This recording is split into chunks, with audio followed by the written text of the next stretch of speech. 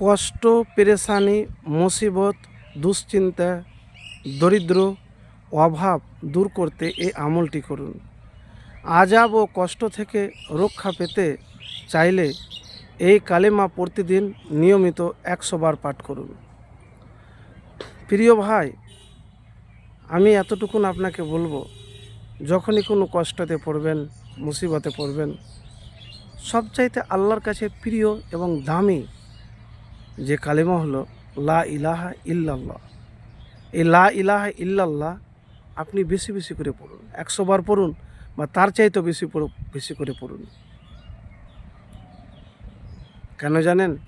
একবার মুসা আলাইহিস সালাম আল্লাহ রাব্বুল আলামিনকে বললেন, হে আমার রব, হে আমার আল্লাহ, আমাকে এমন একটা জিনিস শিখিয়ে দেন সবচাইতে দামি এবং পাওয়ারফুল, আর যেটা আমাকে শিখিয়ে দেবেন এটা কাউকে আর দিবেন না।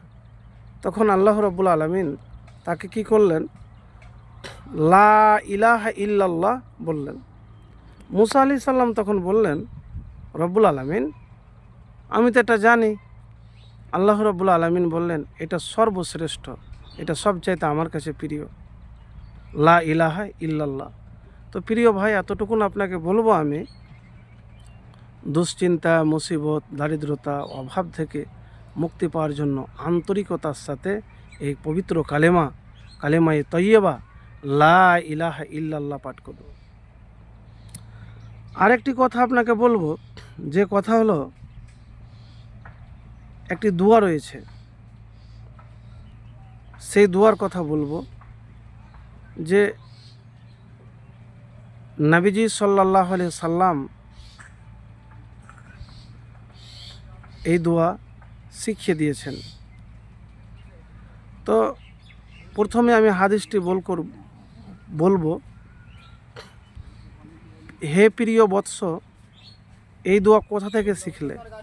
আমি বললাম, হে পিতা, আমি আপনাকে এই দোয়া করতে শুনেছি প্রত্যেক নামাজের পর, আমি তা আপনার নিকটই শিখেছি।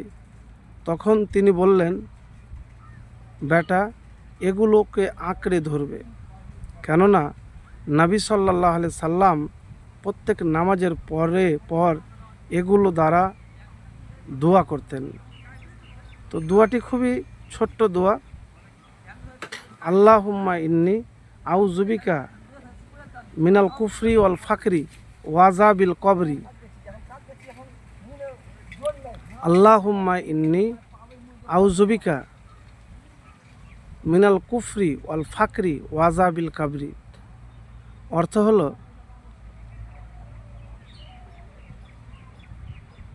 হে আল্লাহ, আমি আপনার নিকট আশ্রয় প্রার্থনা করছি কুফরি, অভাব ও কবরের আযাব হতে।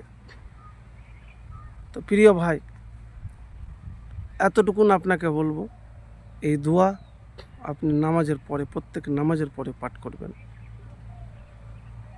দুনিয়ার জীবনের ক্ষণস্থায়ী জীবন, এরপরে তো আসল জীবন, সে কবরের জীবন। আর প্রত্যেক নামাজের পরে এই দোয়াটি পড়তে আপনি মিস করবেন না। দোয়াতে 3টি জিনিস আছে, আল্লাহুম্মা ইন্নি আউযুবিকা মিনাল কুফরি ওয়াল ফাকরি ওয়া আযাবিল কাবরি। আমি আপনার নিকট আশ্রয় প্রার্থনা করছি কুফরি, অভাব ও কবরের আযাব হতে।